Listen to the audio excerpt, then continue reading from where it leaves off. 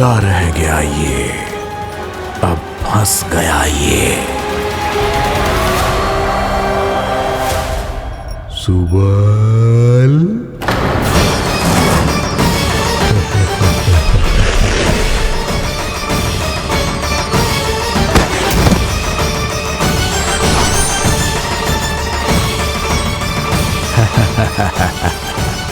इन सब का तो मुझे पता नहीं, परंतु मुझे बड़ा आनंद आ रहा है इस खेल में।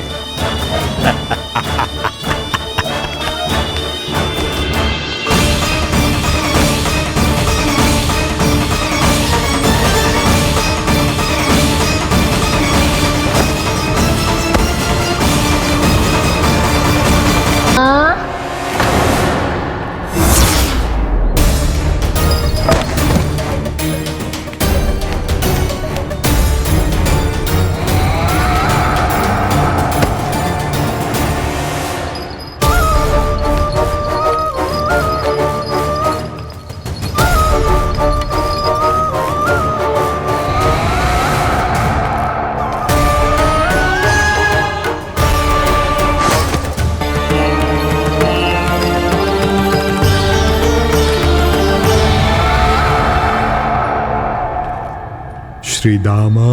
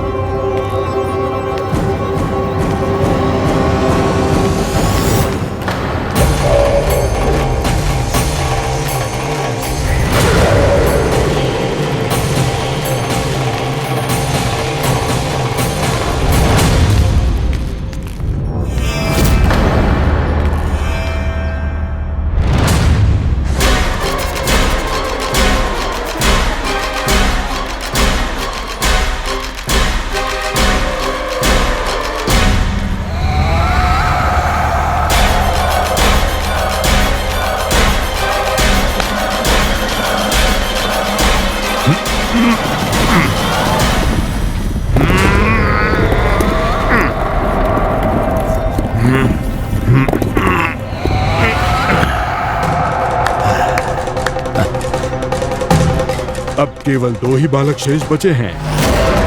दोनों को पकड़कर ये खेल ही समाप्त कर दूंगा।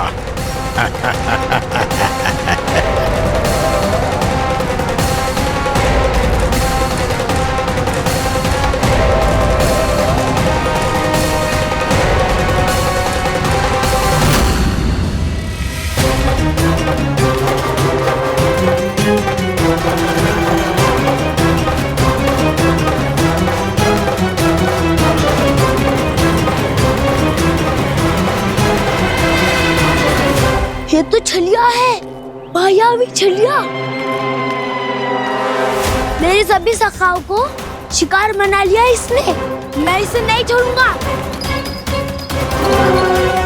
कान्हा, कान्हा,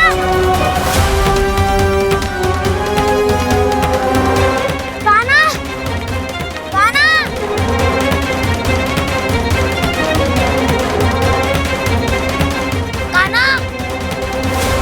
दाऊ,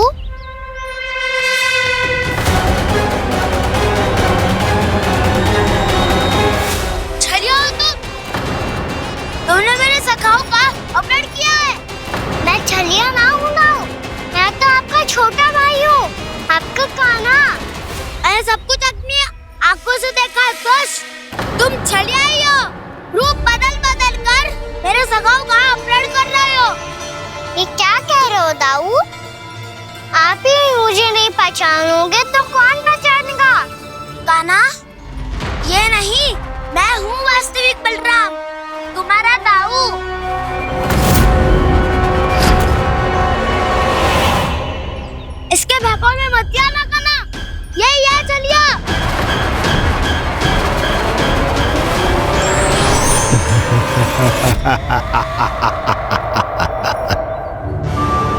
बुद्धिमान बालक, केवल तुमने ही पहली बार में माना है कि मैं ही वास्तविक छलिया हूँ। पर हम तुमसे भयभीत नहीं है दस। इसी क्षण हमारे सखाओं को मुक्त कर दो। अच्छा, यदि इतना ही क्रोध आ रहा है तो जाओ, छुड़ा लो अपने सखाओं को।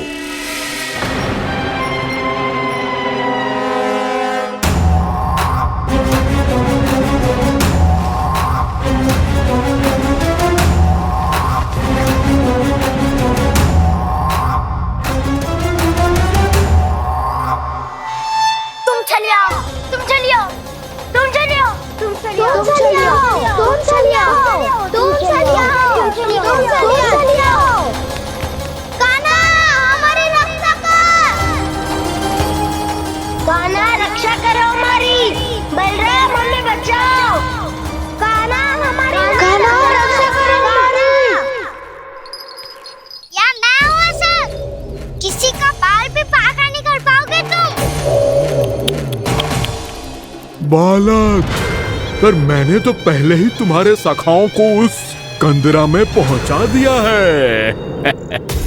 बेचारे इस समय घबरा के रो रहे होंगे, सहायता की भिक्षा मांग रहे होंगे। जानते हो तुम उन सबका अपहरण क्यों कर पाए? क्योंकि मैंने तुम्हें कर नहीं दिया, ताकि मुझे तुम्हारा सामना करने के लिए हिकायत मिल सके। अच्छा। लाओ, आप जाके सखाओं को बचाओ। इस दुष्ट के लिए मैं पर्याप्त हूँ।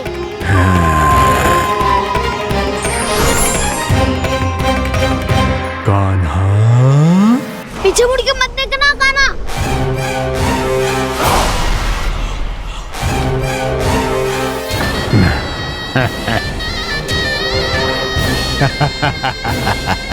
अपने सखाओं की तरह अब तुम भी फंस गए कृष्ण।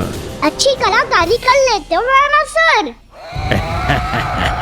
किसे सिखाया ऐसा स्वांग करना? स्वांग नहीं, माया है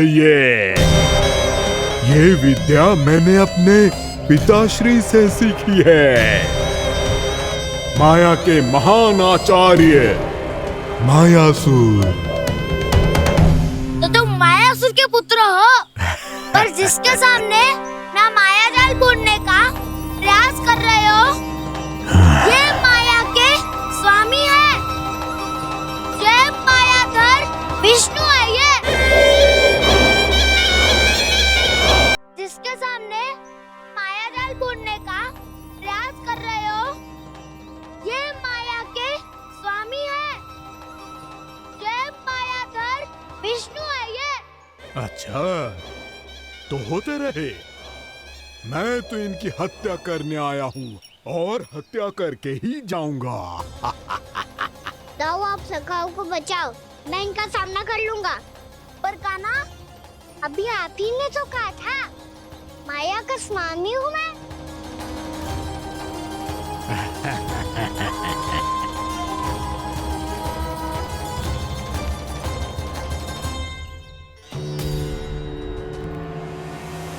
ये तो मथुरा का व्यापारी है। इसको अर्थ वो जो था वो सच में छलिया हो तो कहीं वो नंदभवन तो ना पहुंच गओ। हमें शीघ्र ही गांव जाना पड़ेगा और सबको सावधान करना पड़ेगा। चल।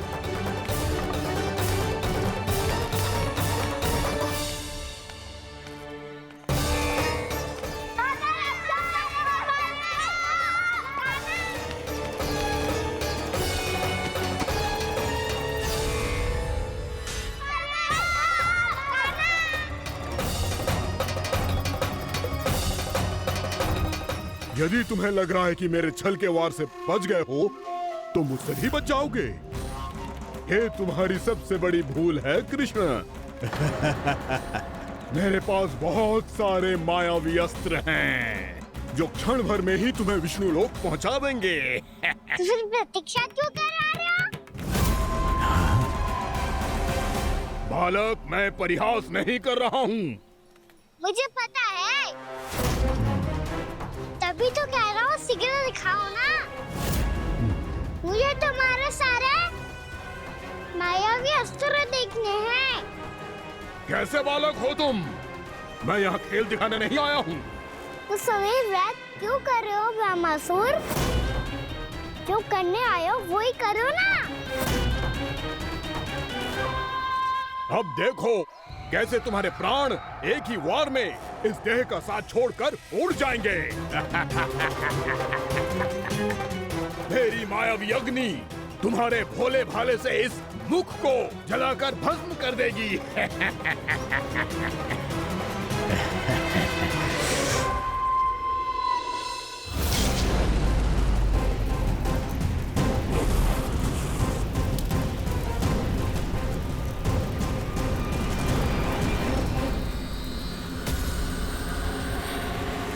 सही कह रही हो ब्रह्मासुर। भोला भाला तो दिखता हूँ मैं। मैया भी यही कहती है।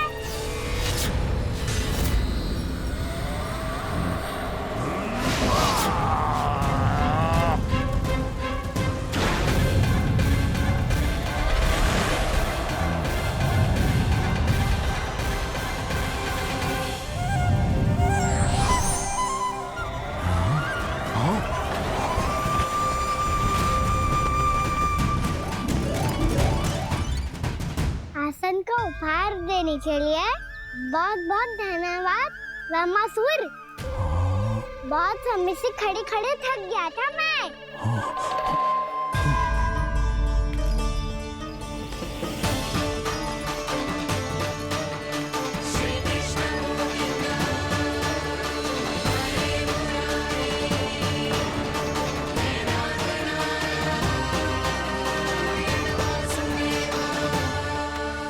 अगला अस्त्र दिखाओ ना। तुम्हारी यही जिज्ञासा आज तुम्हारा अंत करने में सहायक बनेगी मूर्ख बालक।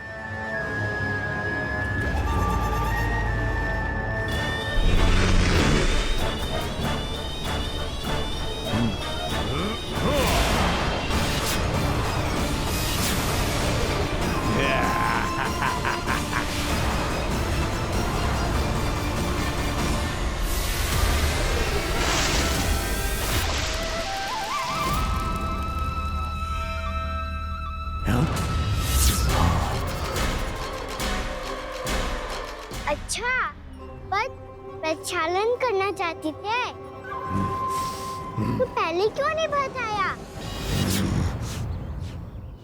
मुस्कुराना बंद करो। तुम्हारी ये हंसी मुझे कांटों की तरह चुभ रही है। पर मैया तो कहती है कि मेरी मुस्कुराहट फूलों की तरह है।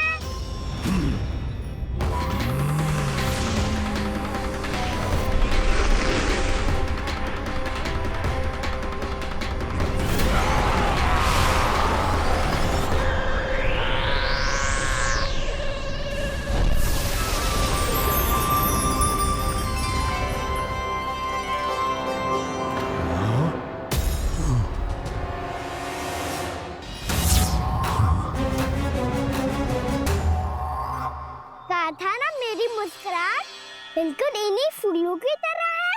और तुम कर क्या रहे हो ब्रह्मासुर? कभी आसन दे रहे हो, कभी पद प्रक्षालन कर रहे हो और अब फूल भी चढ़ा दिए। तुम मुझ पे वार करने आए हो कि पूजा करने?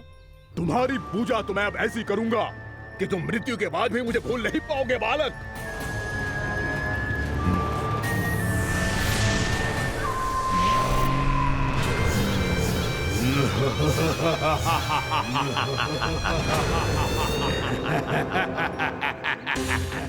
कान्हा, ये चट्टान तो मुझसे हिल ही ना रही।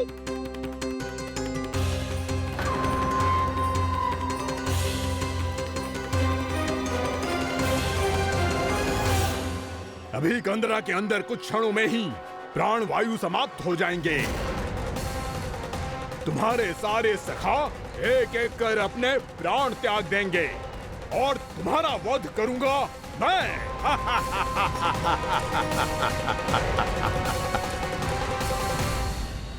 अरे सब जन बच के रहना। छलिया आया हुआ है वृंदावन में। अरे छलिया आ गया है। वृंदावन में मायावी छलिया। अरे क्या हुआ? कौन छलिया? मायावी छलिया सबको छलता है वो। हाँ, कुछ भी कर सके है वो। बहुत भयानक। अरे भानु ठहर जरा, क्या हुआ? बहुत भयानक है वो। बच के रहना सब लोग। अरे भेष बदल ले तो है वो। हाँ। क्या हुआ? छलिया है वो। अरे मेरी बात तो बताओ। रानी भाभी, रानी भाभी, कान्हा घर पर ही है ना? ऐसे भड़बड़ा क्यों रहे हो? कोई भूत देख लियो है क्या? भूत ना भाभी, छलिया से भेंट हो गई। सच्ची का मायावी छलिया है भाभी। क्या उल्टा सीधा बोले जा रहे हो? ठीक से बताओ। अब बोलो भी। वो कान्हा के पीछे पड़ो है वो। मेरे लल्ला के पीछे? हाँ रानी भाभी, हमारे अचेत होने से पहले हमने उसे ये कहते सुना था कि वो वृंदावन आने वाला है कान्हा से मिलने। हे नारायण, मेरे कान्हा की रक्षा करना। जसोदा जी, जे मायावी छलिए से बचना बालकों के बस की बात ना है। जीजी, बालक वन में अकेले हैं।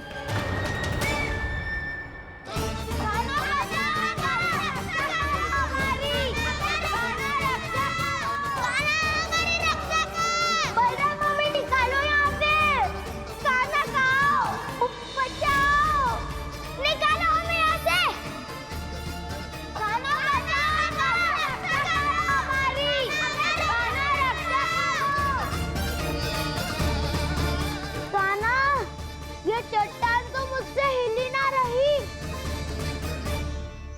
यदि मैं माया का स्वामी हूँ तो आप भी बल के स्वामी हो। ताऊ, अपनी क्षमता, अपना सामर्थ्य स्मरण करो।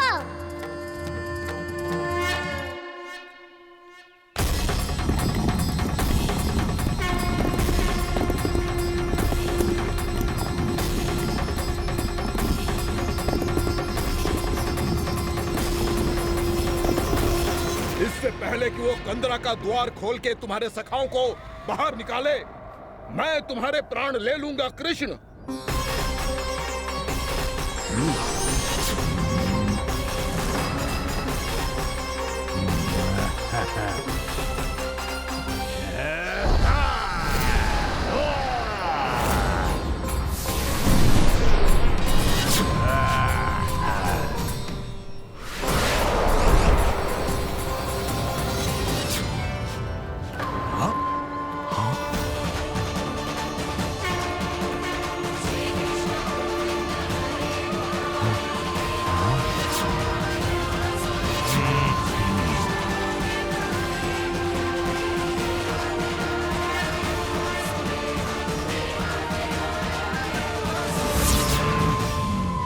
अब कितनी पूजा करोगे ब्रह्मासुर?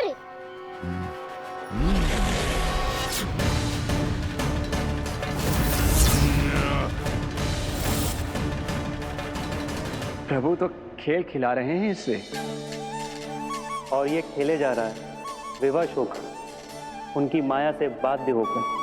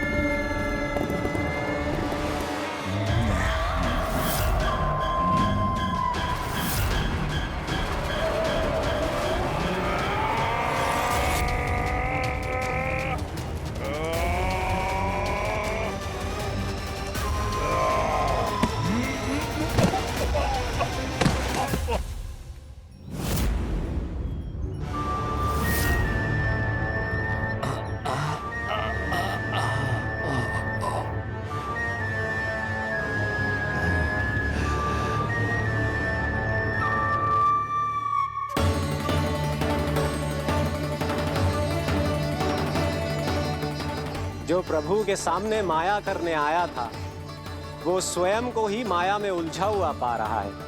नारायण नारायण। लो, अब तो तुमने दंडवत प्रणाम भी कर लिया। माया भी कथा भी उपहार में दे दी। तुम चाहते क्या हो ब्रह्मासुर? मेरी शरण में आना है क्या?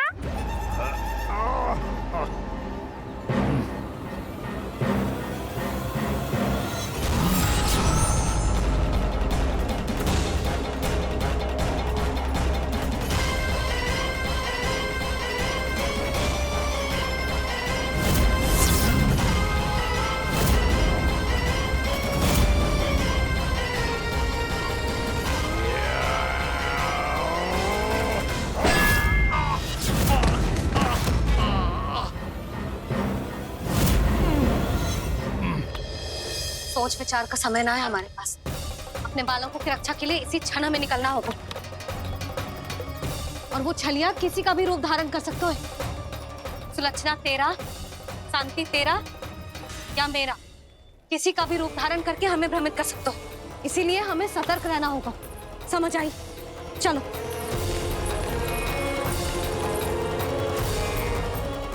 अभी भी समय है रामासुर, समझ जाओ। यदि मैया आ गई तो बात गड़बड़ हो जाएगी।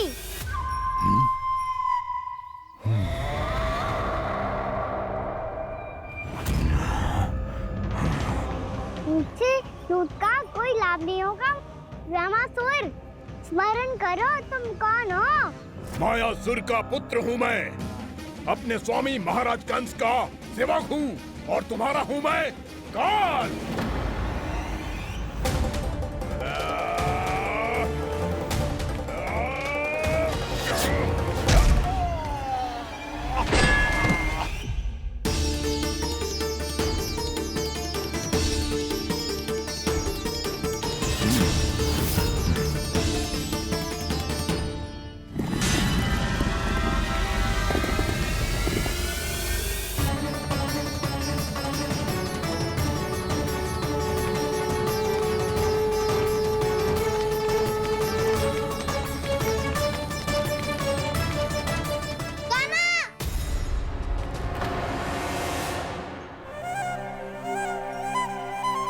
बाबा कहते हैं दुष्टों को पहले बातों से समझाना चाहिए, फिर भी ना माने तो अस्त्र ना उठाना दृढ़ता होती है।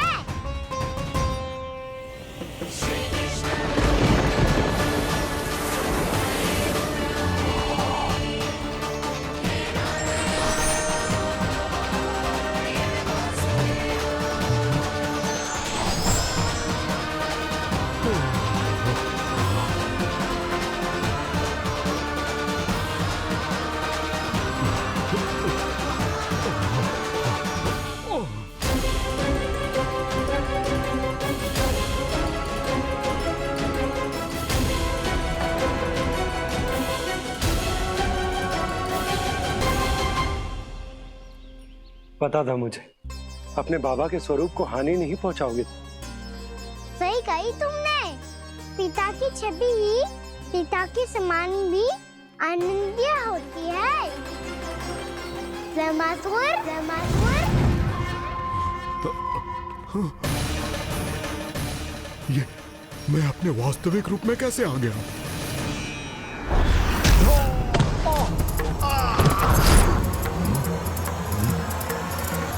मेरे बाबा का स्वरूप नहीं लेना चाहिए था तुम्हें।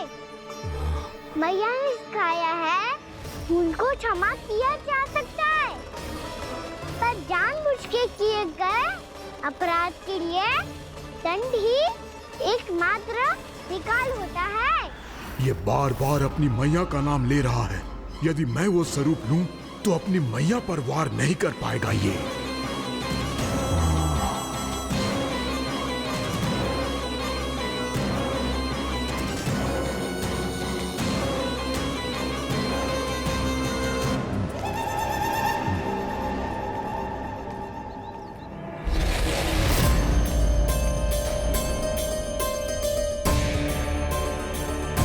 लल्ला, मैं तेरी मैया हूँ, अपनी मैया को मारेगा? बच गया। समझाया था, पर तुमने एक बार फिर से मूर्खता कर ही दी। इस पर तुमने पहले से भी बड़ी और पहले से भी भयंकर भूल किया रामासुर।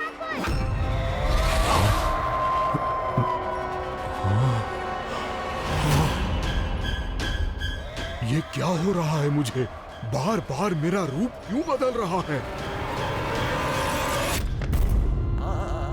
ममता को समझे बिना अधिक समय तक मैया का स्वरूप हरण करके नहीं रख पाओगे बाबा।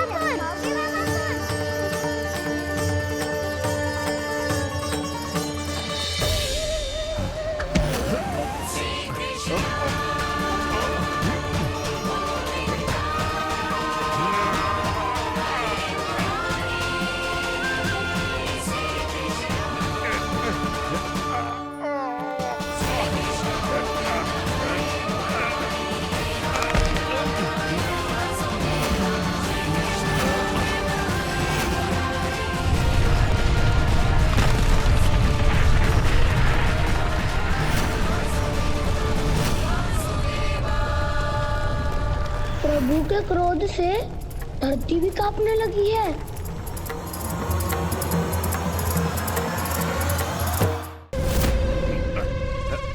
पुत्र को मारने के उद्देश्य से एक माँ का रूप लिया तुमने।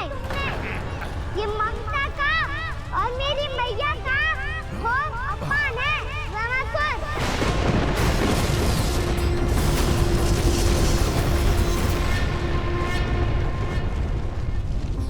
इससे पहले इस असुर के कारण निर्दोष प्राणियों का कोई अहित हो, मुझे कुछ करना होगा।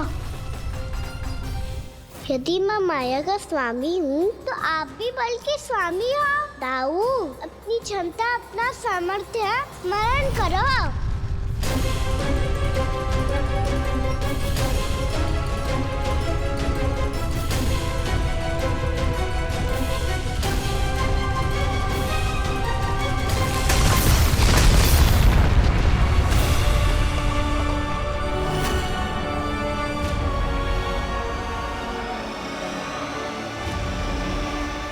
अद्भुत बल दाऊ, अद्भुत।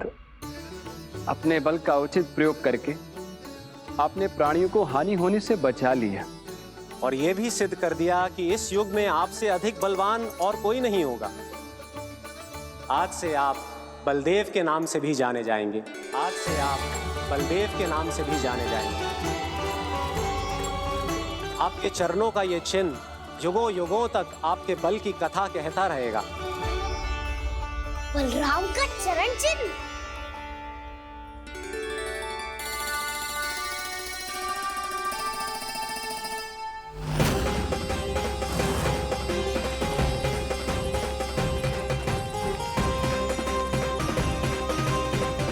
मेरी माया से आज तक कोई नहीं बच पाया है। एक बार मुझे छोड़कर देखो, फिर पता चलेगा कि मैं हूँ कौन। पहले ये तो देख लो कि मैं कौन हूँ।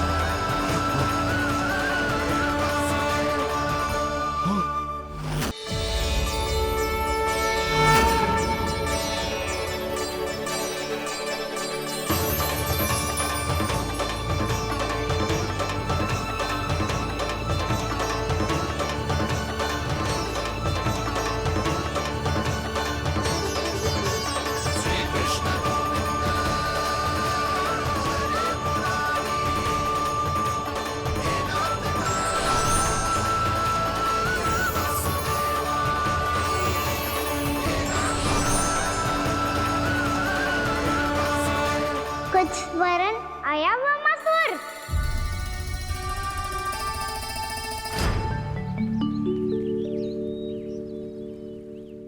बहुत समय पहले की बात है। बहुत बड़े भूमाकर राज करते थे तुम्हें महान राजा भीमम के नाम से जाना जाता था। सब कुछ था तुम्हारे पास, पर शांति नहीं थी। इसीलिए शांति की खोज में अपना संपूर्ण राज अपने पुत्रों को सौंप कर मलय पर्वत की ओर चलती है। अनेक वर्षों की तपस्या के बाद तुम्हारे तप की कीर्ति चारों ओर फैलने लगी और फिर सच्चे तपस्वी की धूप में तुम्हारी ख्याति से प्रभावित होकर महर्षि उलट तुमसे भेंट करने आए। राजा भीमरथ, आपने ईश्वर की प्राप्ति के लिए सब कुछ छोड़ दिया, पर अपना अभिमान नहीं छोड़ पाए। इसीलिए मेरे आगमन पर सम्मान के साथ खड़ा होना तो दूर, मेरा अभिवादन भी नहीं किया। अभिमान तपस्वी का गुण नहीं होता है राजन, अभिमान राक्षसी गुण है। इसलिए मैं आपको श्राप देता हूं कि आप अगले जन्म में एक राक्षस के रूप में जन्म लेंगे, एक राक्षस के रूप में जन्म लेंगे। मुझे क्षमा कर दीजिए महर्षि, मैंने जानबूझकर आपका अपमान नहीं किया है। मैं तो यहाँ पर शांति की खोज में आया था। अपने भीतर के संसार में गहरे सोच विचार में डूबा हुआ था मैं। मुझे क्षमा कर दीजिए महर्षि, मुझे क्षमा कर दीजिए। अपनी भूल का आभास प्रायश्चित की ओर पहला पग होता है। मैं अपना श्राप तो वापस नहीं ले सकता, परंतु आपको एक वचन अवश्य दे सकता हूँ। जब भी प्रभु नारायण का अवतार होगा, आपको उचित समय पे वो वरदान देंगे जिसकी आप लंबे समय से प्रतीक्षा कर रहे हैं।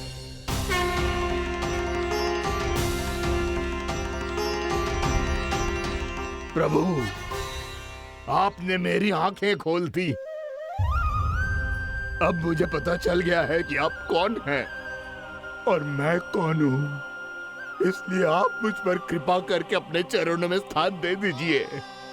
मुझे वो शांति प्रदान कीजिए जिसकी खोज में मैं वर्षों से भटक रहा हूँ। शांति तो मोक्ष में ही है, इसीलिए मैं तुम्हें मोक्ष का वरदान देता हूँ।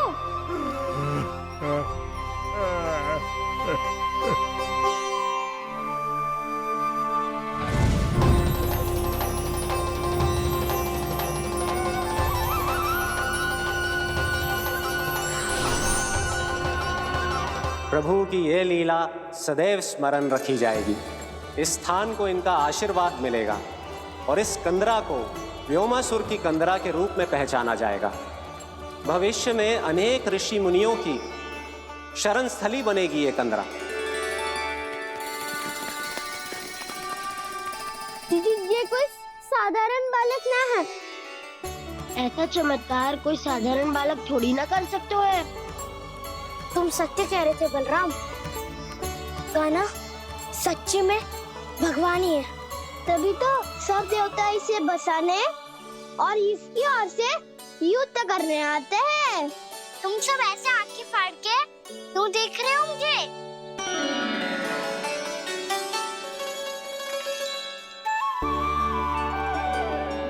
बलराम, तुम बलवान हो और कान्हा भगवान है। दूर दूर तक कोई दिखाई न दे रहा है। ना जाने किस हाल में होंगे बालक। कहीं हम ही तो मार्ग ना भटक गए शीघ्रता के चक्कर में। अब तो एक पग भी ना चलो जा रहे हो। जल, किसी के पास जल है क्या? कंठ तो मेरा भी सूख रहा है मौसी। भाभी, निकट ही जमुना जी है, कहूँ तो वहाँ से जल ले आओ। मैं भी जा रही हूँ भाभी, एक से भले दो। हाँ चल, शीघ्रता से आओ। हाँ।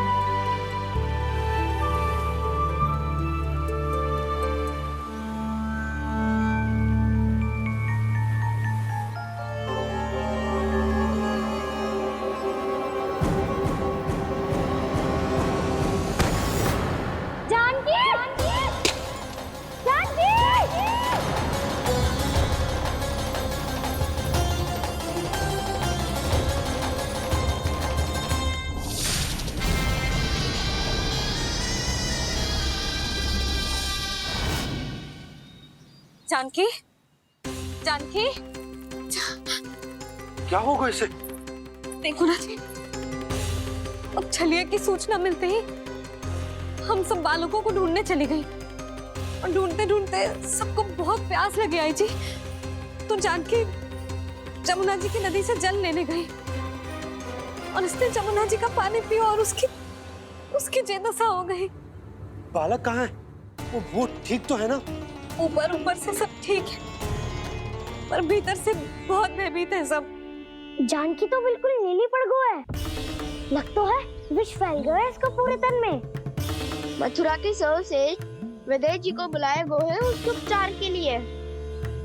जैसे ही इसने जल को मुंह से लगाया, ये गिर पड़ी। चटपटाने का अवसर भी ना मिलो। हाँ वैद्य जी, और निकटी मृत पशु भी पड़े हुए थे। हाँ, मैंने भी अस्थियां देखी थी। इसका तो यही अर्थ हो सकता है कि समस्या वहाँ के जल में ही हो। वैद्य जी, आप रोगी की नाड़ी पे ध्यान दो ना।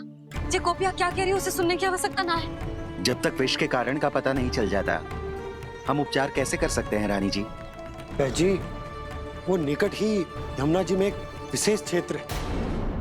ये सब उसी के जल की बात कर रहे हैं। तब तो ऐसा भी हो सकता है कि किसी विषैले सर्प के काटने का प्रभाव हो। पर सर्प के काटने का चिन्ह ना है उसके तन पे। सर्प जब काटता है तब उसके दांत के चिन्ह बन जाते हैं। मुझे पता है, बड़े बड़े सर्प को काटते हुए देखो है मैंने। एक दिन अब बस कर उज्जवल, ये बड़ी बड़ी हाँकने का समय ना है। पर यदि सर्प ने ना काटा है, फिर जानकी की ये दशा किसने की? अवश्य किसी राक्षस ने की होगी। ना, कोई विषैला पशु भी तो हो सकता है। यह अवश्य किसी महाविषैले सर्प के विष से हुआ है। सर्प ने भले ना काटा हो, लेकिन ये अवश्य ही किसी महाविषैले सर्प के विष के कारण हुआ है। कालिया नाग। कालिया नाग?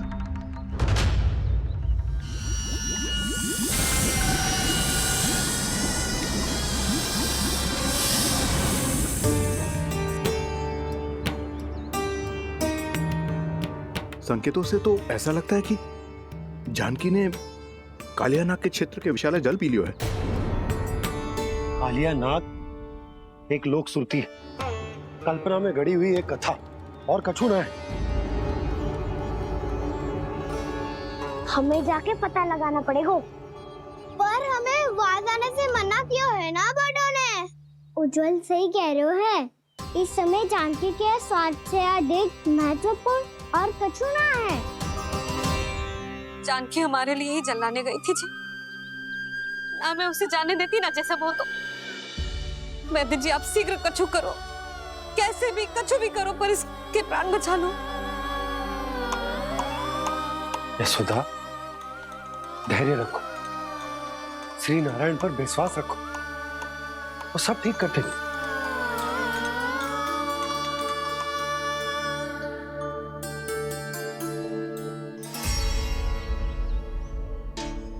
विष की काट की मेरे पास जितनी जड़ी बूटी थी, मैंने सब अर्क बना के पिला दी, पर इसकी दशा में अभी तक कोई सुधार नहीं दिख रहा है। यह अंतिम जड़ी बूटी है। अगर इससे भी चमत्कार नहीं हुआ, तो फिर जो नारायण की इच्छा।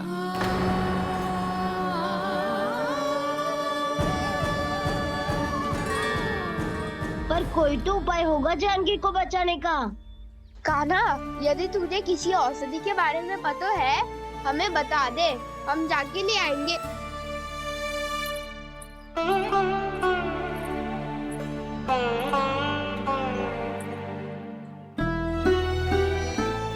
हे नारायण, हे प्रभु, मेरी जानकी के प्राण बचा ले प्रभु। या तो मैं अपने आप को कभी क्षमा न कर पाऊंगी। ये सारी मेरे ही कारण बनाई थी। उसकी रक्षा करो प्रभु, मेरी पुकार सुनो। कान्हा, तूने हमें वकासुर से बचाया था ना? और वकासुर से भी तो, और छलिया से भी तो तूने ही बचाया था ना हमें। क्या ऐसा कोई उपाय ना है जानकी को बचाने का? धनवंतरी,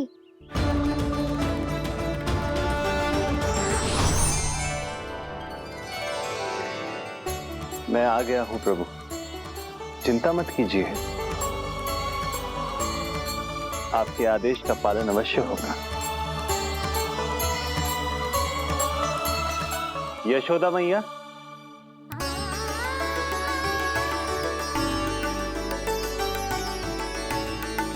मैया आपको कोई पुकार रहा है।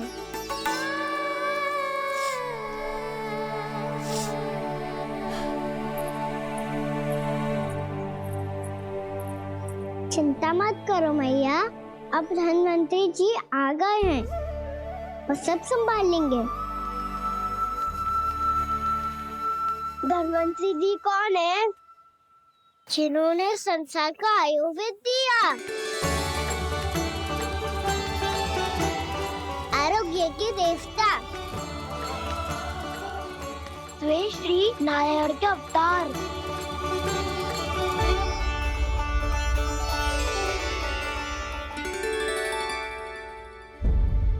मुझे पता चला है कि आपको वेद की आवश्यकता है।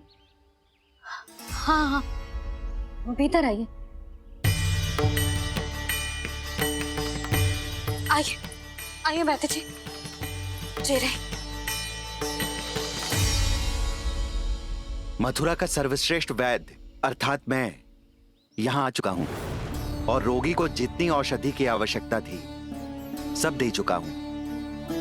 निश्चित रूप से आपने विष की काट के लिए बहुत ही उत्तम अर्क तैयार किया है, इसीलिए किसी और वैद्य की आवश्यकता नहीं है। किंतु आप अकेले कितना कुछ करेंगे वैद्यराज, मुझे अपना सहायक ही बना लीजिए। पर जो करना था मैं पहले ही कर चुका हूँ। हाँ, वो तो आप कर चुके हैं, बस रोगी के तन से विष निकालना शेष है ना वैद्यराज? हाँ हाँ, बस वही शेष है। इनके रक्त को विष रहित करने में मैं आपकी सहायता करूंगा। पहले ये संजीवनी मानी जाने वाली इन लाल फूलों की बूटी को भी घिसना है ना?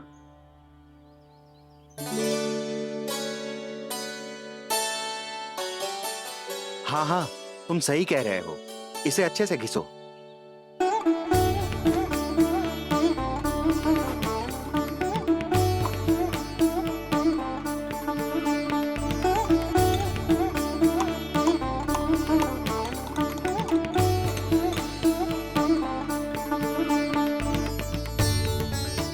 और ये नीले फूलों को भी तो मिलाना है ना? हाँ हाँ, अच्छे सहायक बन सकते हो तुम, ऐसे ही श्रम करते रहो।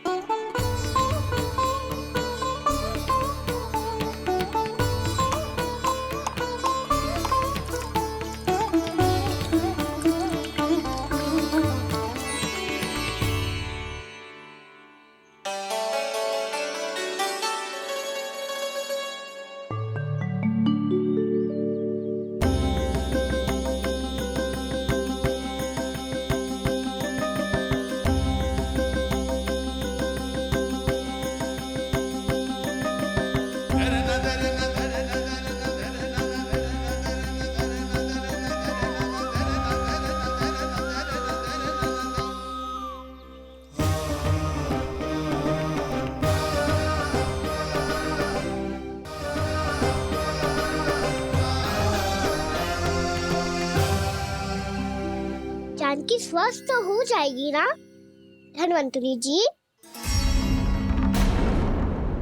धनवंतरी? प्रभु, अब मैं क्या करूं? आपने तो स्वयं ही मेरी पहचान उजागर कर दी।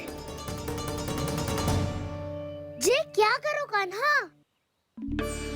आप सब ऐसे क्यों देख रहे हो?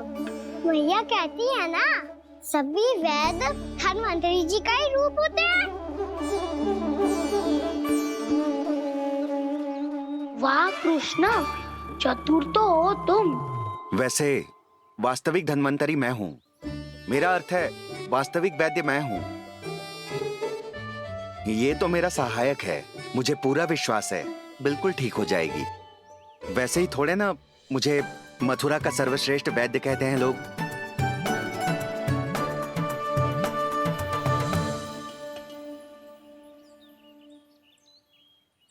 जसोदा भाभी, जसोदा जी, जानकी को चेतना आ गई। जानकी, जानकी, जानकी, तू ठीक है ना? क्षमा करना भाभी, मैं आपके लिए जल ना ला पाई। बस बहुत भूख लगी है। मैं अभी कछु लाती हूँ। जानकी, माखन खाओगी?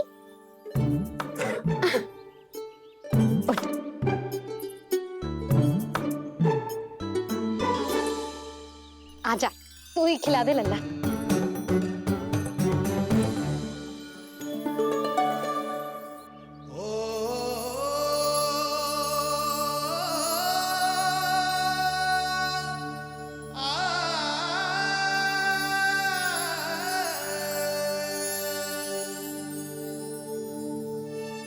तुम सब मेरे लल्ला को माखन चोर कहती हो ना? आज देखो, अपना ही माखन जानकी को खिला रहे हो।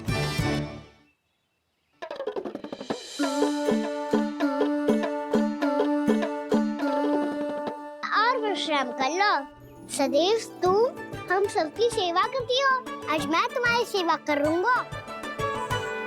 जानकी की जिज्ञासा तब हुई जब जय यशोदा काकी की सेवा कर रही थी, और अब देखो स्वयं भगवान ही इसकी सेवा कर रहे हैं। जानते हो इससे क्या सिद्ध होता है? जो भी यशोदा मैया की पूजा करेगा, अर्थात अपने माता पिता की सेवा करेगा, उनके साथ सम्मान से व्यवहार करेगा, ईश्वर स्वयं उसका ध्यान रखेंगे। कभी धन्वंतरी के रूप में तो कभी स्वयं कान्हा के रूप में। भक्त और भगवान का देखो कैसा ये अनुराग, स्वयं करे सेवा प्रभु, अद्भुत गोपी का भाग्य। प्रभु इन सब पृथ्वीवासियों से कितना घुल मिल गए हैं। ना तो ये प्रभु को भगवान मानते हैं और ना ही प्रभु अपने आप को इनसे सर्वश्रेष्ठ समझते हैं। अपने आचरण से ये सिद्ध कर रहे हैं कि ये सभी में हैं और सभी इनका ही अंश है।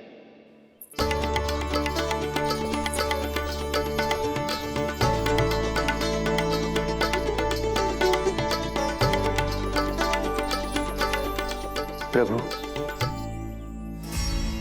अब मुझे जाने की आज्ञा दीजिए।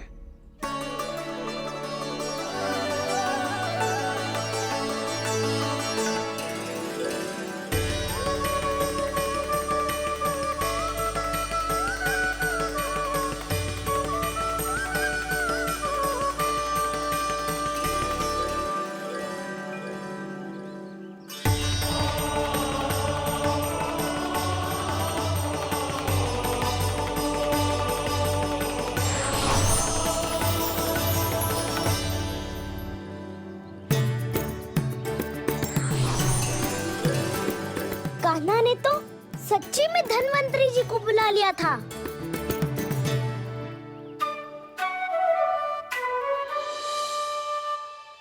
जब से कान्हा का जन्म हुआ है ना, मैं तब से देख रही हूँ, तब से हम पे कोई भी संकट आती है ना, तो अचानक से कोई अपरिचित हमारी सहायता करने आ जाता है, और जाते समय कान्हा की आज्ञा लेके जाते है, और कभी कभी तो इसे प्रभु बोल के जाते है। बाबा संभालो।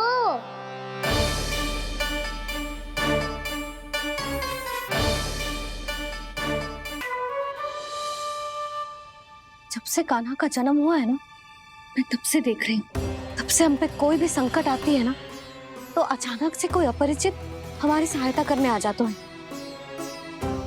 और जाते समय कान्हा की आज्ञा लेके जाते हैं, और कभी कभी तो इसे प्रभु बोल के जाते हैं। बाबा संभालो। यशोदा, इस जानकी को चढ़ो है और विचित्र विचार तुम्हारे मन में आ रहे। अरे सब जानते हैं कि हमारा परिवार राजसी है। तुम्हें पता ना चल तो होगा, पर हमारे कान्हा को सब राजकुमार ही समझते हैं देखकर। इसीलिए उसे सम्मान देने के लिए सब ऐसा ही करते हैं, और कोई बात ना है।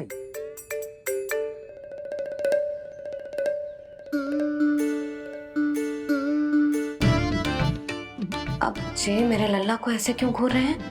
बुरी दृष्टि लगाएंगे क्या? वैद्यराज जी, आपके सहायक तो गए, अब आप यहाँ क्यों? वो क्या है ना, मैं अपने रोगी का निरीक्षण करके पूरी तरह से संतुष्ट होकर ही जाता हूँ।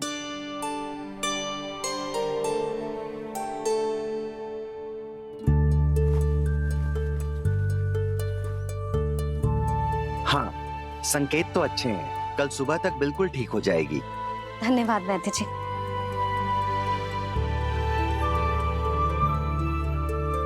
बस तो फिर हम कल पकड़न पकड़ाई खेलेंगे जानकी।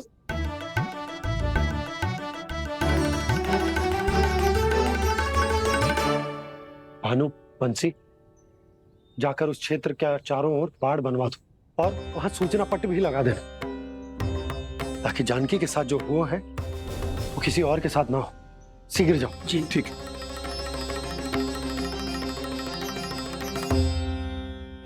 और सूचना पट लगवाने से समस्या का समाधान नहीं होगा बाबा। निर्दोष पशु सूचना पट देखकर भी कुछ समझ नहीं पाएंगे।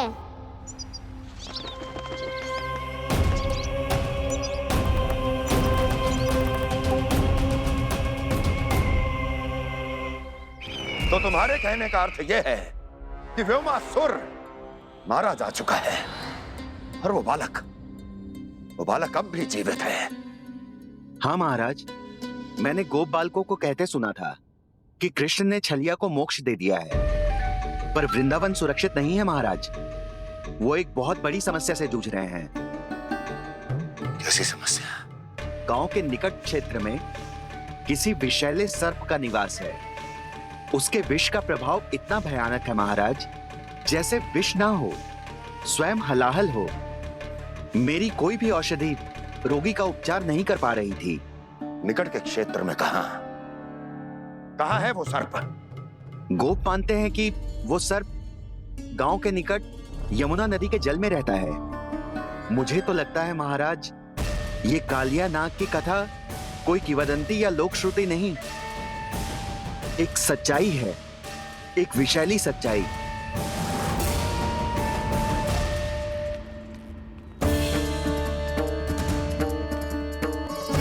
कालिया का सामना करने का समय आ गया है, पर उससे पहले मुझे बुलाना होगा उन्हें।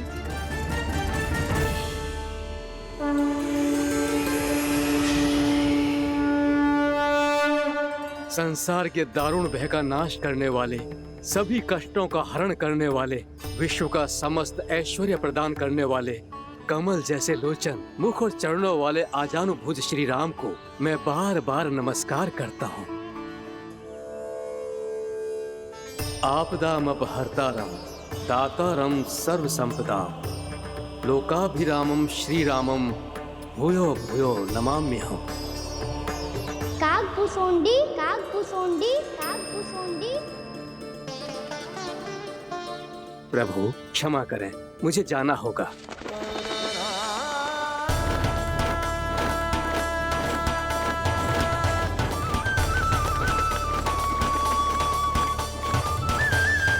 प्रणाम प्रभु। अनेक बार मैं आपके दर्शनों के लिए आया प्रभु। कभी नंद भवन के झरोखों से आपके दर्शन करके चला जाता था, तो कभी दूर किसी वृक्ष की आड़ से आपको निहार लिया करता था। आज आपने स्वयं मुझे बुलाकर धन्य कर दिया प्रभु।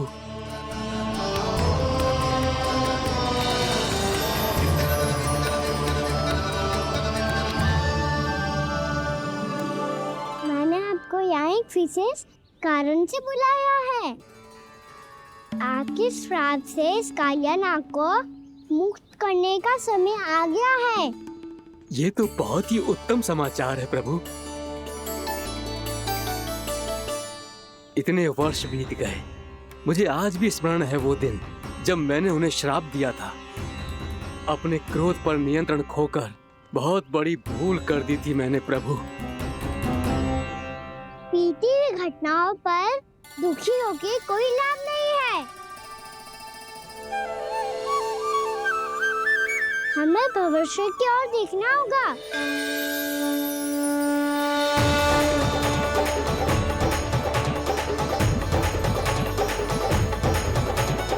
आदेश कीजिए प्रभु, क्या आज्ञा है आपकी? जब मैं कालिया नाग का सामना करने जाऊं, तो आप यहीं रहेगा।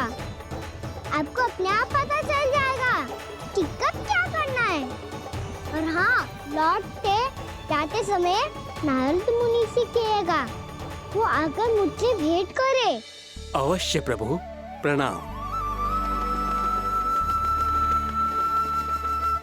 क्या इसने सच्ची में देवर्षि नारद को बुलाया है? नारायण नारायण, आपको संदेश भेजने की आवश्यकता नहीं थी। आप स्मरण करते और मैं चला आता। तुम्हारा कल्याण हो नारद।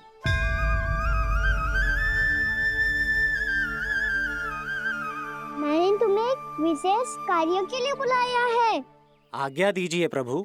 तुम्हें एक बार फिर कंस से भेंट करनी होगी। विचार कीजिए महाराज, क्या आप बिना किसी शंका के कह सकते हैं कि कौन सी पंखुड़ी पहली है और कौन सी आठवीं? उस दुष्ट से भेंट करना स्वयं कीचड़ में उतरने के समान है प्रभु। कमल पुष्प प्राप्त करना हो तो कीचड़ में उतरना पड़ता है नारद। आपका आदेश तो मैं स्वप्न में भी नहीं टाल सकता प्रभु। कंस कालिया नाग के बारे में जान गया है, पर वो उसका सामना करने का साहस नहीं कर पाएगा। मैं आतुर हूँ प्राप्ति, मूर्ख नहीं। मेरी बुद्धि फिर नहीं गई है। मैं स्वयं उस कालिया जैसे महाविषैले सर्प के सामने खड़ा हो जाऊं और अपने ही काल को आमंत्रित कर लूं। तो फिर अपने लाभ के लिए उसका प्रयोग करने का कोई और उपाय सोचिए स्वामी। कुछ ऐसा कीजिए कि यमुना नदी का पूरा जल विषैला हो जाए और वृंदावन वासी उसका उपयोग करे, और आपका काल कहलाने वाला वो बालक स्वयं काल के गाल में चला जाए। उत्तम उत्तम सुझाव है प्राप्ति। अब मुझे उस कालिया तक पहुंचने का मार्ग ढूंढना होगा। उसको विवश करने का कोई उपाय ढूंढना होगा, क्योंकि व्यक्तिगत रूप से उससे भेंट करना असंभव है। असंभव। आप सही कह रहे हैं प्रभु। कंस में उतना सामर्थ्य नहीं कि वो कालिया नाग का सामना स्वयं कर सके। वैसे तो कालिया गरुड़ देव का भी सम्मान नहीं करता, तो फिर वो कंस का सम्मान क्यों करेगा भला? नहीं करेगा, पर कंस तुम्हारा सम्मान अवश्य करेगा नारद। तुम्हारी बातें भी सुनेगा और मानेगा भी। ये मेरी योजना का बहुत ही महत्वपूर्ण भाग है। तुम कंस के पास जाओ और कहो कि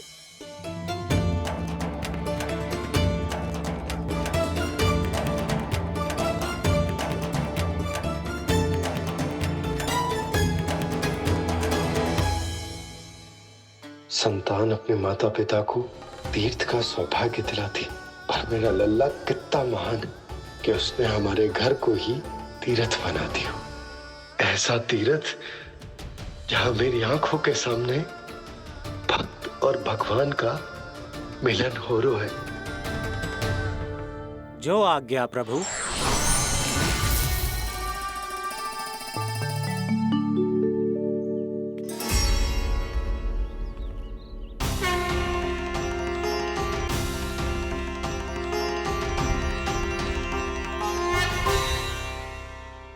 बाबा। कान्हा,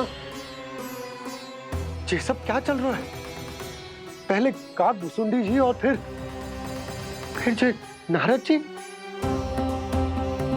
क्या क्या योजना बना रहे हो तुम? कान्हा, बताना लल्ला, क्या सोच रहे तू? कान्हा देख, अगर तुझे अपने बाबा को ना बताना हो ना, अपने भक्त को बता दे। क्या सोच रहे हो लल्ला? क्या करने वाले हो आप?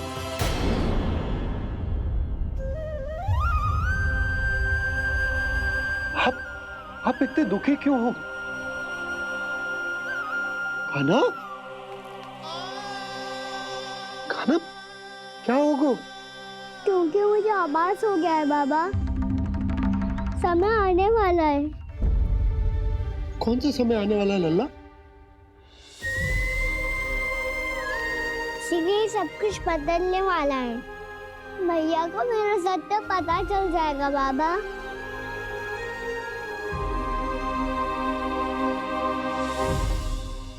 पर लल्ला, इसका काक भुसुंडी और कालिया नाग से क्या संबंध है? ऐसा क्या हुआ था और क्या होने वाला है?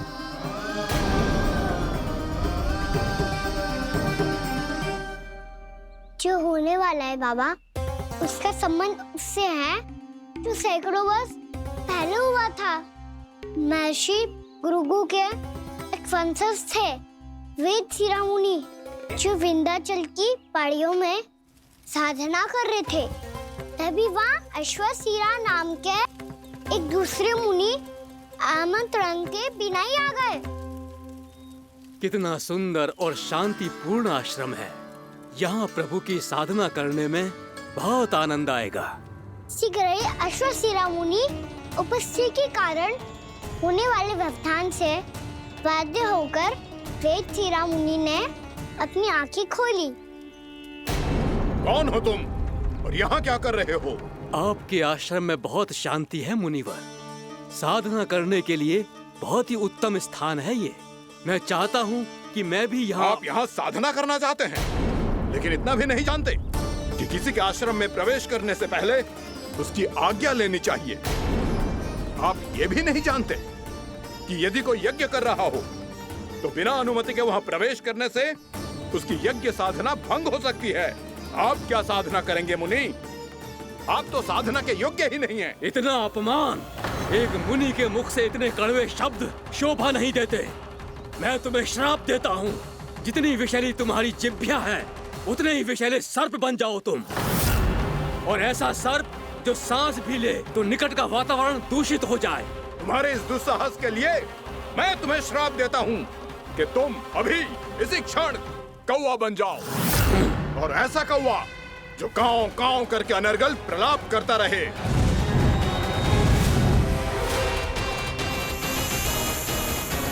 ये मैंने क्या किया? ये मैंने क्या किया?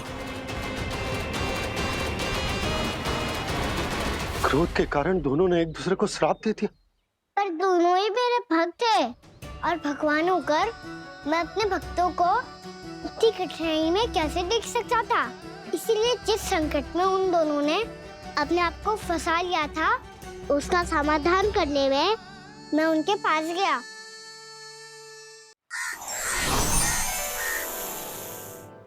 देखिए ना प्रभु, ये क्या हो गया हमसे? हमारी रक्षा कीजिए प्रभु, मार्ग दिखाइए हमें।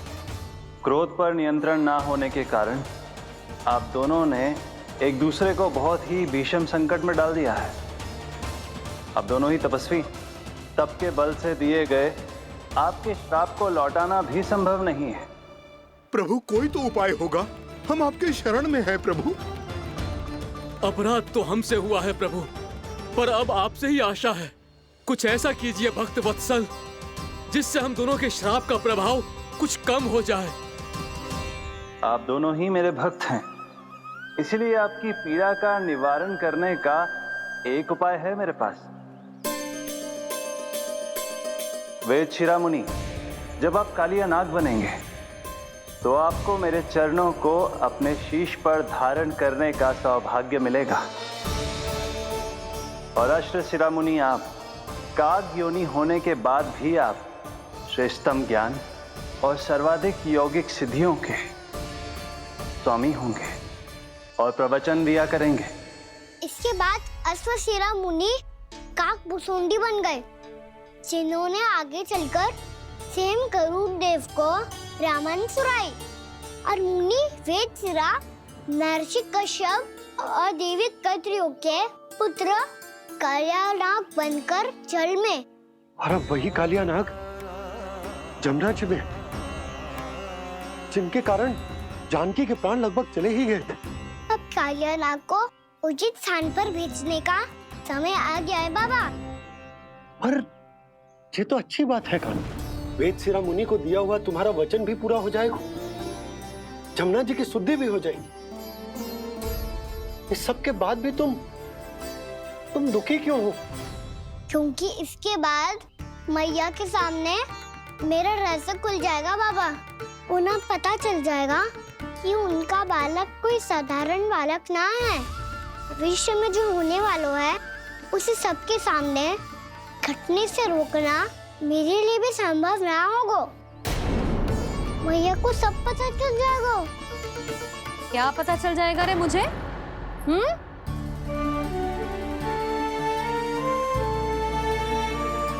यही कि सबसे अधिक प्रेम मैं आपसे ही करता हूँ। अब बस भी कर, चलो भोजन के लिए बुलाने आई थी तुम दोनों को। भूखा थोड़े ना रहने दूंगी अपने लल्ला को, मेरा लल्ला दुर्बल हो जाएगा ना। आप खिलाओगे तो ही खाऊंगा। हाँ ठीक है, मैं ही खिलाऊंगी। अब चल, आओ जी चल।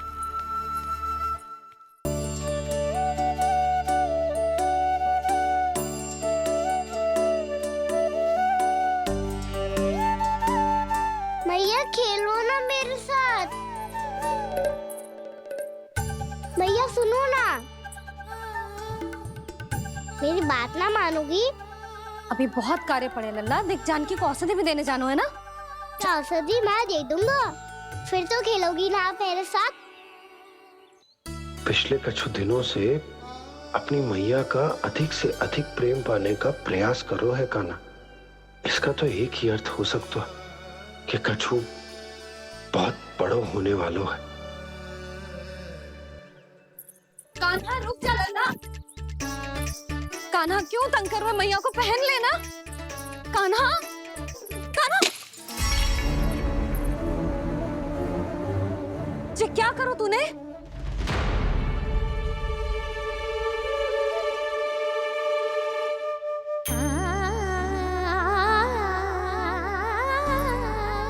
अच्छा ठीक है, अब मुंह लटकाने की आवश्यकता ना है। ये ले।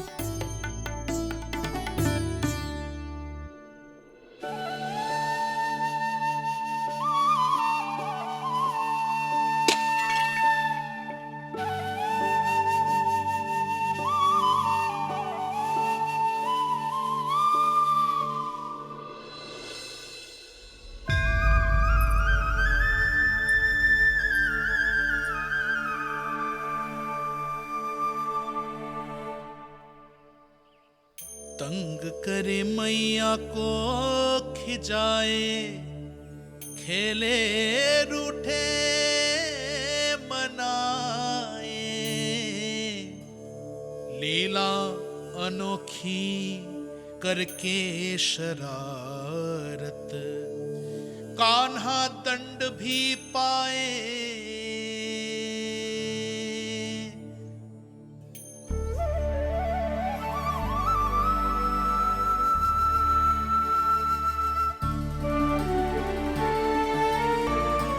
रूठना मनाना, खेलना खिलाना, पहले शरारत करके क्रोध दिलाना और फिर क्षमा मांग लेना, ये सब जानबूझकर कर रहे है कान्हा। जैसे जीवन भर के लिए अपनी मैया की ममता को अपने हृदय में समेट कर रखना चाहते हो। कैसे कैसे करूं उस कालिया से मित्रता, कैसे करूं उसका उपयोग?